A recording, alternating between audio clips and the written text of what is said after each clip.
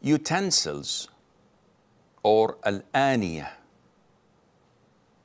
It is a chapter found in the books of fiqh or jurisprudence. And it's found after mentioning the types of waters, pure and impure.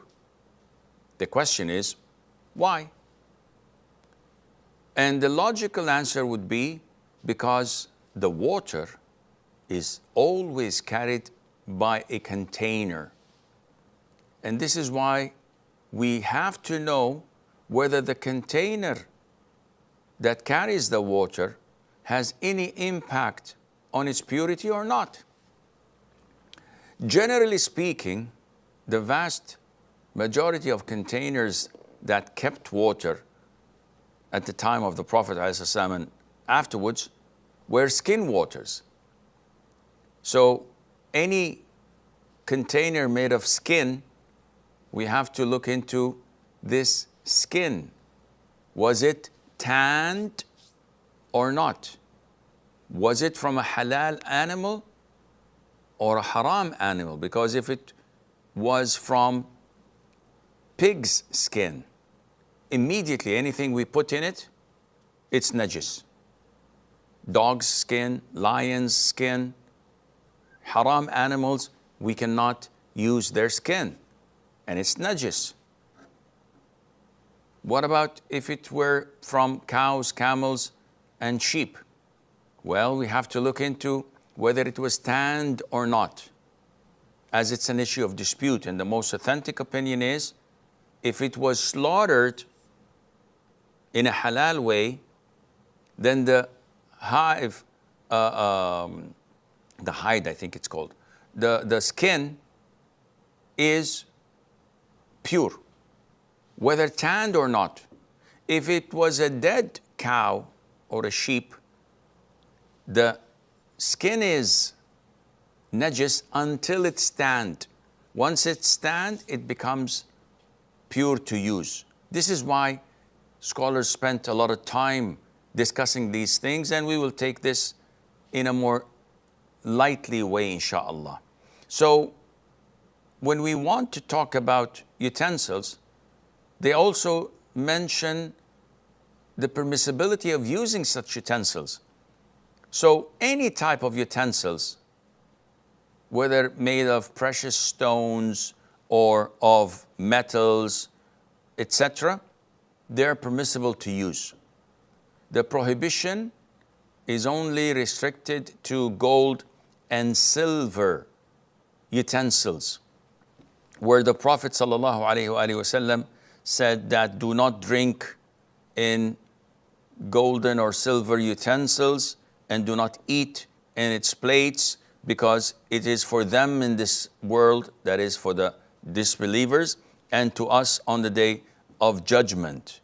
And also the hadiths that warns that those who drink in silver utensils, that they will drag their guts in hellfire. May Allah protect us all. All of these indicate that it is totally prohibited to eat or drink using gold or silver utensils, whether it's spoons, forks, knives, plates, or any other type of utensils, whether this is for men or for women, they're all alike. Now, in the past, they used to weld some of their utensils with gold or silver. So what's the ruling on that? Using gold is totally prohibited, even for welding a small crack in your utensils. Using silver to close this gap is permissible due to the hadith of the Prophet ﷺ that he had a cup that broke and he welded it with some chain of silver. Now, as we are discussing the issue of purity, let's assume someone has water in a huge bucket of silver or gold, and he performs wudu of it. or from it, is his wudu considered to be valid? It's an issue of dispute. However, logically speaking, it is valid because it has nothing related to the purity of the water. The action is sinful, but using water from such gold or silver utensil is not impacting the validity of the wudu. Okay, coming back to the issue of utensils. Can we use utensils that belong to the disbelievers? And the answer is, there's no problem if it is pure and has no najasa in it. In the hadith of Jabir, may Allah be pleased with him, he says that we used to go on expeditions with the Prophet ﷺ, and as part of booty of war, we used to gain and collect utensils from the disbelievers and the enemies of Islam, and we used to use them, and nobody said anything about it, which meant that the Prophet approved using such utensils that belong to the disbelievers. So as long as it's pure and clearly pure, there's no najasa on it, then there's no problem in using it. The problem is when we are doubtful. They may have consumed intoxicants or pork or dead meat.